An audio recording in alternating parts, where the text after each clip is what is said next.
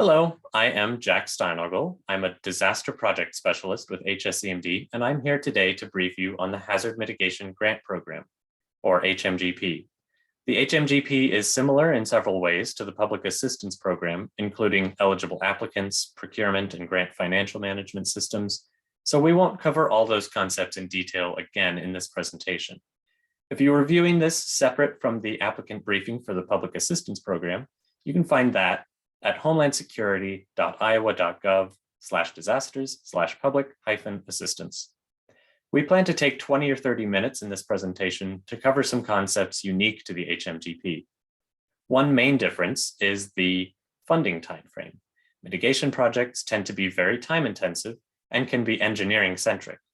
Commonly, these projects and associated applications take months or years to be fully developed, with costs and a level of risk associated. Approval may also be a several-month-long process, which may include providing additional information and negotiating with FEMA. Long story short, mitigation proposals are not intended for immediate recovery, rather long-term sustainability and resilience. So what is mitigation, and what is the Hazard Mitigation Grant Program? HMGP funding becomes available after a presidential disaster declaration, so funding is tied to a specific disaster number.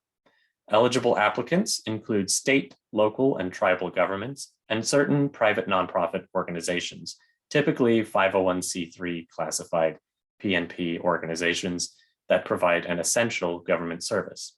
Additional information can be found in the Code of Federal Regulations at 44 CFR 206.221E.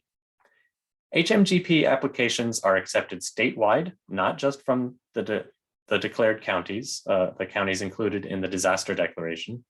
Eligible applicants also include school districts and rural electric utilities.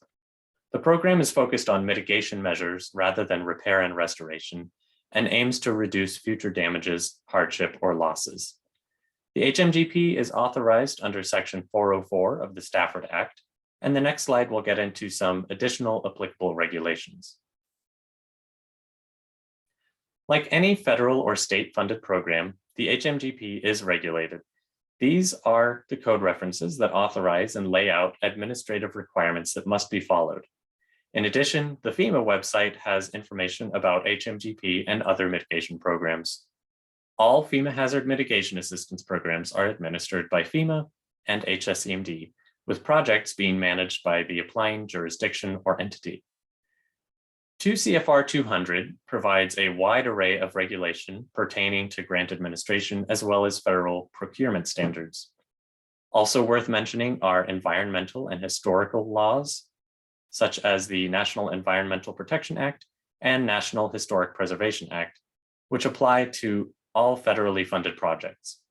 FEMA serves as the lead agency in ensuring compliance with these laws, and applicants as well as HSCMD assist in coordinating information and documentation required to assist FEMA in completing EHP reviews. Providing environmental and historical preservation review information for a proposed project at the time of application is critical. This commonly includes archaeological studies, reconnaissance surveys of historically significant areas affected by a project, and environmental site assessments.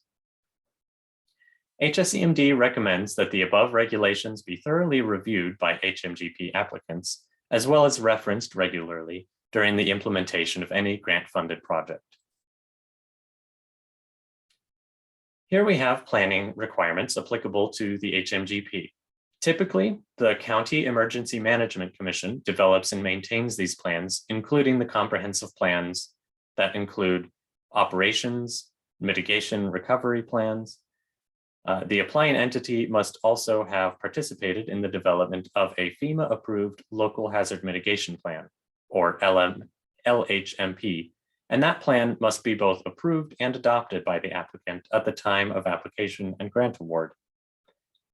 The mitigation action in the application must also be identified in the local mitigation plan. If these requirements are not in place, it is possible to modify a local mitigation plan to make a jurisdiction or project eligible under the program.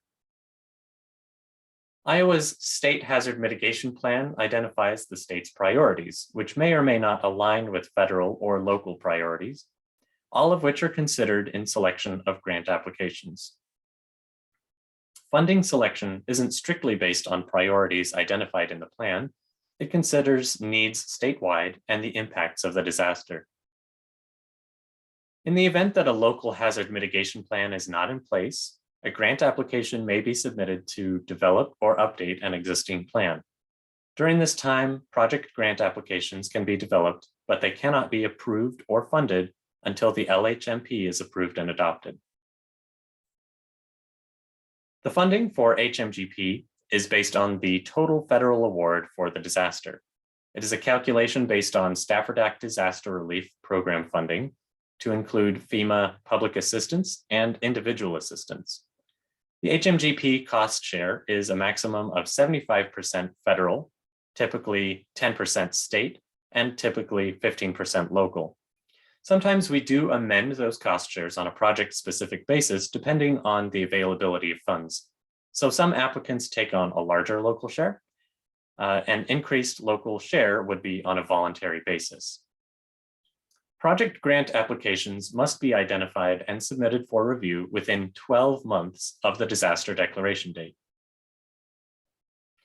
The notice of funding opportunity will provide additional details as applicable on the specific statewide grant. Here we see some general responsibilities of the state as they pertain to the HMGP. In administering the HMGP, the state of Iowa acts as the grantee. The local entity is the subgrantee or subrecipient. And priorities for funding are identified in the state mitigation plan. And we also try to align projects with the need in disaster declared areas first. Dusty Pagonis is the hazard mitigation officer. The HSE EMD mitigation team assists with the development of grant applications, submittal of those applications to FEMA for acceptance and funding, and management of approved projects throughout the life cycle of the grant to ensure program compliance.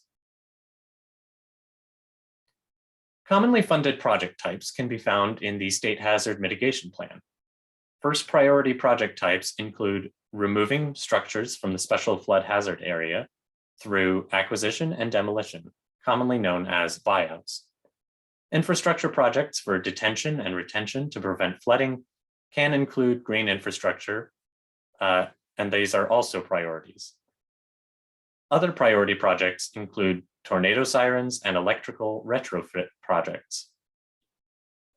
Priority 2 projects include elevating or protecting critical facilities such as wastewater lift stations and backup generators for critical infrastructure like emergency operation centers or shelters. Priority 3 project types include community tornado safe rooms and smaller flood barriers to protect critical facilities or lifeline infrastructure. This slide describes how projects that may fall within the same category can be further prioritized. One consideration is the presence of a complete eligible grant application. This is always a first step in being considered. We accept notice of interest or NOI at all times for development. Projects are evaluated to make sure future losses avoided exceed the total project costs. Projects must be technically feasible and effective. Cost effectiveness is typically evaluated using the FEMA BCA tool, BCA meaning benefit cost analysis. This tool is Excel-based and available for download online. HSEMD staff provides technical assistance and completes a review of proposed project applications and benefit cost analyses for completeness and eligibility. The results of the benefit cost analysis may also be considered in prioritizing projects. The number of projects depends on the amount of funding available in a disaster. Iowa typically gets a couple of disasters declared in a year, and generally speaking, the goal is to mitigate the worst first, focusing on the declared disaster impact zone. To summarize the timeline of an HMGP grant life cycle, the application period begins at declaration and is from months 1 to 12 of said declaration. Applications must be developed and submitted in this time. Recipients are then allowed up to 48 months following the declaration to finish the scope of work for approved projects. Important points to remember include considering public assistance or 406 mitigation options first and where feasible. If an impacted facility will be repaired with mitigation measures, it is appropriate to consider applying for PA 406 mitigation funding as opposed to HMGP or 404 mitigation funding. This is because the HMGP has limited funding, is open statewide, and is competitive. Another critical item from a roles and responsibilities perspective is that FEMA and HSEMD do not do mitigation projects. Communities do. HSEMD's role is to provide program technical assistance and to administer the statewide grant. HSEMD will not know for certain the amount of money available until the 12-month lock-in for a disaster. When it comes to the local match requirement, sometimes it can be met using eligible in-kind services. Most typically, this requirement is met using cash or other non-federal funding. Other FEMA hazard mitigation assistance programs for mitigation include Building Resilient Infrastructure and Communities, or BRIC, which is awarded annually and is nationally competitive.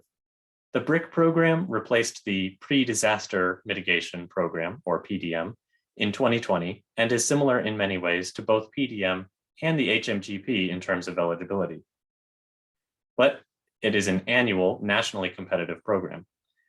BRIC is funded via a 2018 amendment to the Stafford Act, which sets aside 6% of all prior presidential disaster declaration funding.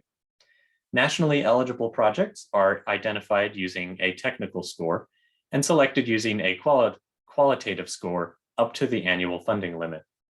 This scoring has historically been heavily influenced by projects that are resiliency-minded, nature-based solutions with climate change mitigation measures included. Typically, a state funding allocation has also been a component of the BRIC program. For 2021, this allocation was $1 million, and with the goal being to use these funds to draft the scope of a proposed future mitigation project.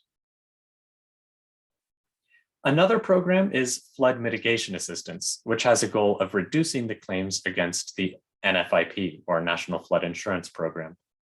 FMA is also nationally competitive. Cost shares, project types, and eligibility are similar to HMGP. These projects are generally submitted at the end of the calendar year and awarded the next calendar year. The Iowa Silver Jackets team is also a resource available for non-financial assistance related to flood hazards. The Silver Jackets are comprised of several federal and state agencies led by the U.S. Army Corps of Engineers and coordinated at the state level by HSEMD and the DNR. A questionnaire is available through the Silver Jackets coordinator, whose information is available on the team's website.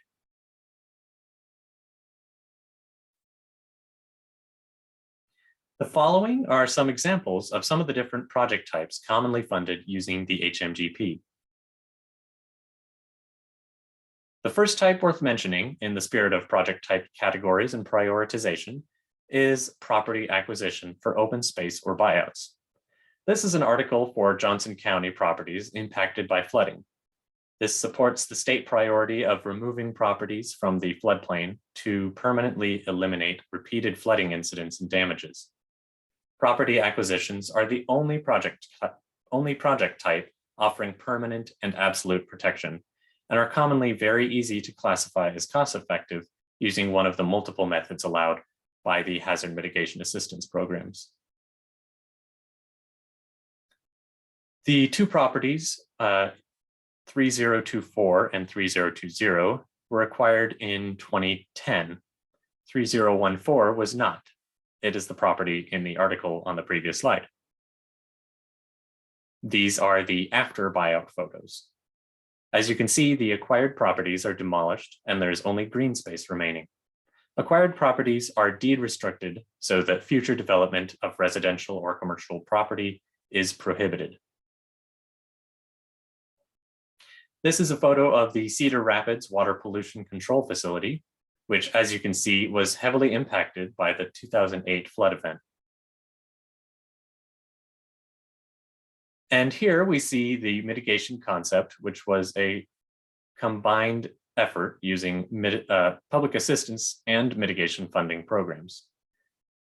PA projects repair to damaged or destroyed components, PA mitigation on some of these components, and HMGP project included a flood wall and internal drainage components to protect facility from future flood damage and loss of service. This flood wall has protected the facility from flooding on at least one occasion since construction was completed. Here's another example of a flood protection project for the Burlington water plant. This photo actually illustrates the protection being provided. Retrofit of critical facilities, such as this sanitary sewer lift station in Lamont. This facility was protected by sandbags in 2013, but has since been relocated and retrofitted to a higher elevation. Detention and retention basins projects help to reduce flows by increasing flood storage and retaining floodwaters, which allows time for infrastructure to keep up with rainfall to avoid flooding. Now, this is an example of green infrastructure projects, which are included in priority number 1 for the HMGP program in Iowa. Other potentially eligible green infrastructure projects include porous pavement, rain gardens, green roofs, bioretention cells, bioswales, green streets, street trees and tree trenches, wetland or floodplain restoration, stormwater parks, and rainwater harvesting. These are typically most effective when considered on a holistic watershed-wide scale. This photo shows a sagging power line and bent poles due to ice accumulation. Lines like this can be retrofitted to increase strength against ice and wind events. Installing a new pole is built to current codes and standards, like the one on the left replacing the old pole on the right, can also be included in electric retrofit projects. Moving overhead electric lines underground can also be done sometimes. Warning sirens are funded through the HMGP where a new siren is needed, or in the case of a required replacement or upgrade. Countywide or multiple siren projects are acceptable and preferable from an application and administration standpoint. This approach also supports uniform systems within each county where possible and appropriate. In an effort to set expectations, funding available for warning sirens is limited to 5% of available funding for any given HMGP grant. Backup generation for critical facilities is also an eligible project type. HSEMD recommends each applicant contacts the County Emergency Management Coordinator for concurrence that the facility in question requires backup power as supported by the County Hazard Mitigation Plan. County coordinators can also be asked to provide input on the prioritization of generator grant applications. Funding for generators is also limited due to cost-effectiveness challenges, as well as the priority of the project type per the State Hazard Mitigation Plan. Prior to submitting a notice of interest, make sure the county emergency manager is aware and concurs with the need for a backup generator at a facility. And last but not least, community safe rooms. Safe rooms are usually associated with school or other community buildings and must be designed and constructed per the effective edition of FEMA P361, as well as ICC 500. Residential safe rooms are not a project type that is currently prioritized or supported. Contact information for the State Hazard Mitigation Officers, Dusty Pagonis, and the Deputy State Hazard Mitigation Officer, Matt Noble, are provided here. To submit an NOI, please go to my.iowahomelandsecurity.org. Instructions can also be found on Iowa HSEMD's website on the Grants Overview and HMA Grants page.